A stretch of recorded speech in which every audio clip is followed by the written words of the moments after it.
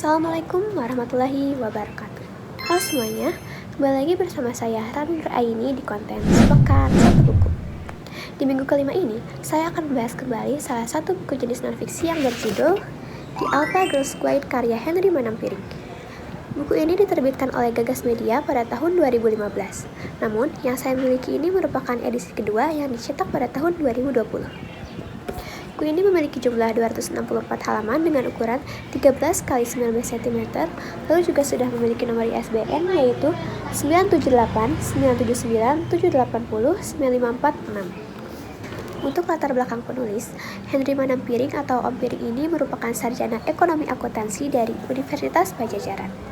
Henry Manampiring merupakan seorang penulis sekaligus pengamat sosial yang telah menciptakan beberapa buku non-fiksi yang salah satunya mungkin ada Filosofi Teras. Filosofi Teras merupakan buku yang mendapatkan penghargaan internasional, tapi meskipun begitu, buku ini pun tidak kalah menarik untuk saya bahas. Saya sendiri sebenarnya tidak tahu pasti alasan saya membaca buku ini apa. Namun ketika saya membaca halaman pertama, saya langsung termotivasi untuk benar-benar menuntaskan buku ini. Buku ini merupakan buku dengan tema pengembangan diri. Nah, yang membedakan buku ini dengan buku pengembangan diri lainnya mungkin bisa dilihat dari pendekatan yang dituangkan oleh penulis. Alpha Girl atau Alpha Female adalah para perempuan yang bisa menginspirasi, memimpin, menggerakkan orang sekitar, dan membawa perubahan. Untuk itu, buku ini berisikan panduan terutama untuk para perempuan agar bisa mandiri, memiliki kendali, memiliki prinsip, dan juga memiliki solusi berdasarkan riset atas sebuah situasi yang terjadi.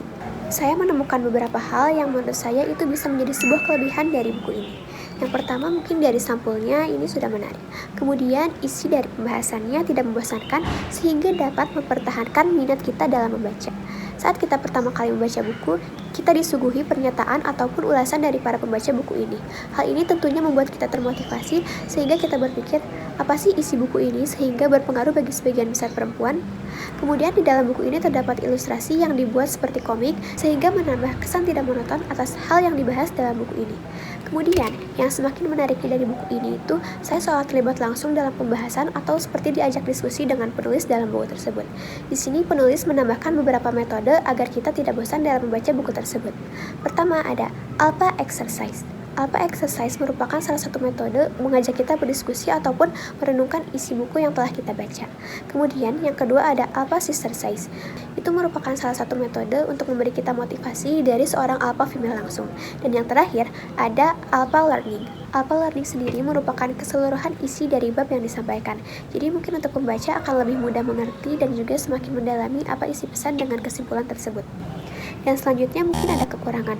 Untuk kekurangannya sendiri menurut saya ada pada perbedaan pendapat. Di situ ada hal yang tentunya tidak sependapat dengan apa yang saya pikirkan.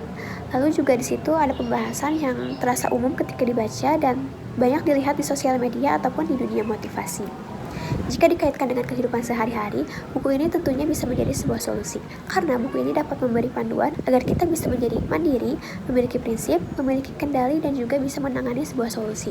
Di sini, penulis juga mengajarkan kita agar kita bisa menghindari hal-hal yang menyakitkan bagi diri kita. Seperti contohnya ketika kita disakiti oleh laki-laki, di situ penulis mengajarkan kita untuk bisa menghindari dan mengatasi hal tersebut. Nah, terakhir untuk kesimpulan sendiri, saya akan berbagi pengalaman ketika saya membaca buku ini. Tentunya dari buku ini saya belajar banyak hal. Di sini penulis mengajarkan saya agar bisa mandiri dan tidak bergantung kepada orang lain.